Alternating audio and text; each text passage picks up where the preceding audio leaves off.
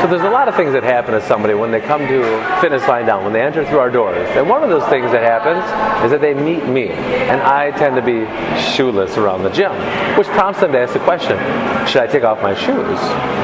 And I usually answer with the fact of, if you feel comfortable to. Because that's the thing, we always want people to feel comfortable here at FLD. And so, ecstatically, people will whip off their shoes and say, I'm so happy I get to work out without my shoes on. Where some people are like, you know what, I like wearing my shoes, I feel comfortable wearing my shoes, and that's okay with us. We don't discriminate.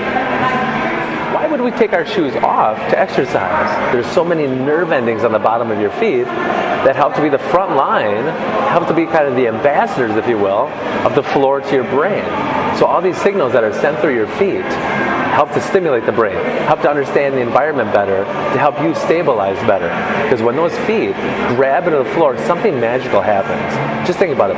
Why don't we wear shoes on our hands? Well, maybe because we don't walk on our hands, right? However, if I took shoes and wore on my hands and I went to the gym and I wanted to pick up a barbell, a dumbbell, I wanted to hold on to a handle, I couldn't do that, right?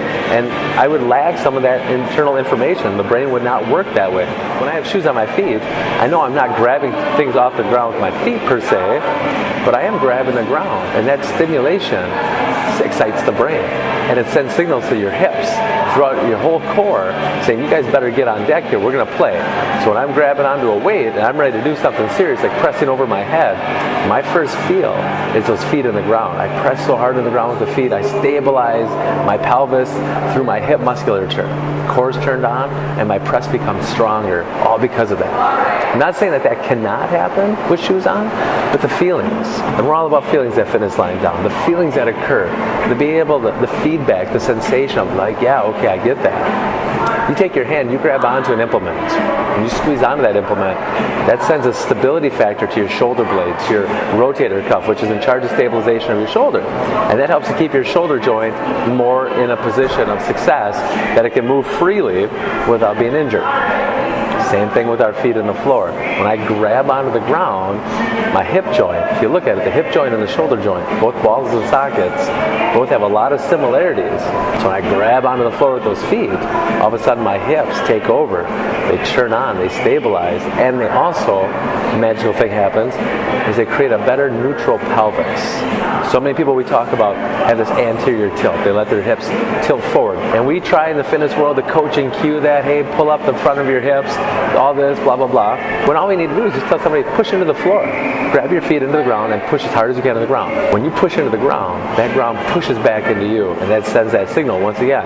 Everything that needs to be turned on to stabilize does so. There's this thing called the joint-by-joint approach. Kind of a general brush, but it does work really well. It's that your feet are meant to be stable. Your ankles, mobile, knees, stable, your hips mobile, your low back, lumbar spine, stable, thoracic, mobile, shoulder blade stable, shoulders, mobile.